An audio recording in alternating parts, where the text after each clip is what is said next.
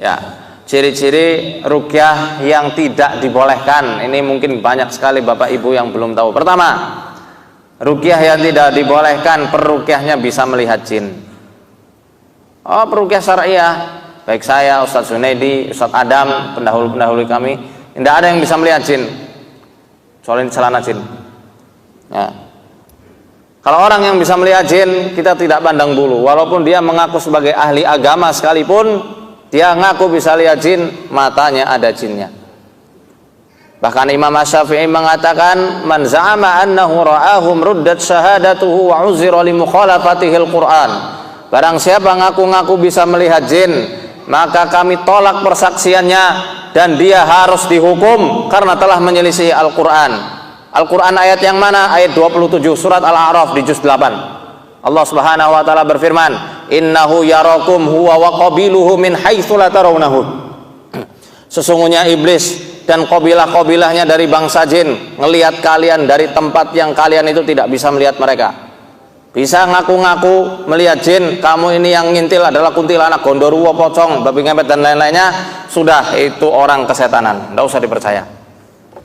Pernah ada di sini tiba-tiba datang, kamu tuh ada yang ngikutin, bilang aja di matamu ada setannya, harus diruqyah. Yang diruqyah kamu, bukan saya.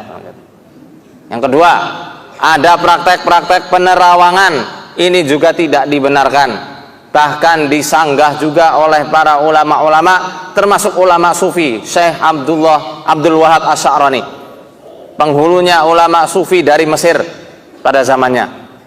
Beliau mengatakan dalam kitab Al-Minnah Husaniyah cetakan Al-Harumain halaman 18. Beliau mengatakan, "Wa man kushifa lahu amma yaf'aluhu an-nasu fi qu'uri buyutihim, fa huwa kashfun syaitaniyun, fayajibu 'alaihi taubatu minhu fawran." Siapa yang bisa melihat apa yang dilakukan oleh orang-orang di celah-celah rumahnya, maka itu adalah penerawangan yang timbul dari setan dan wajib bagi dia bertobat saat itu juga.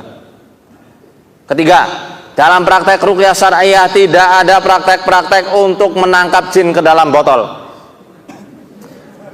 Penjelasannya rada panjang, saya singkat karena 5 menit lagi.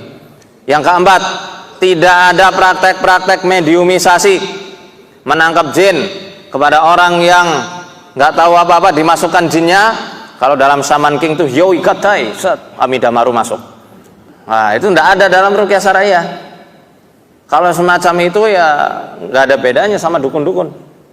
Nggak ada mediumisasi, hukumnya haram. Dalam kaidah usuliyah dikatakan al aslu fil madar at-tahrim. Hukum pokok dari sesuatu yang membawa madarat hukumnya haram. Kaidah usuliyah. Itu memadaratkan orang lain, tidak boleh. Yang keberapa tadi? Kelima, dalam praktek ruqyah syariah tidak ada praktek-praktek melukis wajah jin. Nggak penting.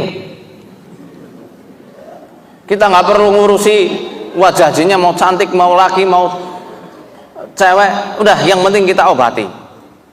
Seperti itu ya.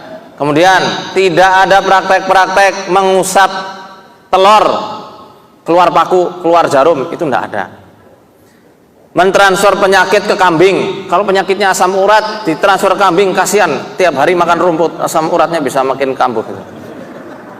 Ya, dan lain-lainnya, ada banyak, pada waktu ini terbatas. Kemudian tentang jimat syariah ada atau enggak? Tidak ada, karena azimah sendiri, jimat asalnya dari kata azimah. Azimah itu sinonim dari kata ar-ruqyah. Tapi kalau jimat dalam bahasa Indonesia itu sebangsa kayak pring petuk, keris, tombak yang disucikan, maka tidak ada jimat syariah kalau ditinjau dari sisi bahasa Indonesia. Barakallahu.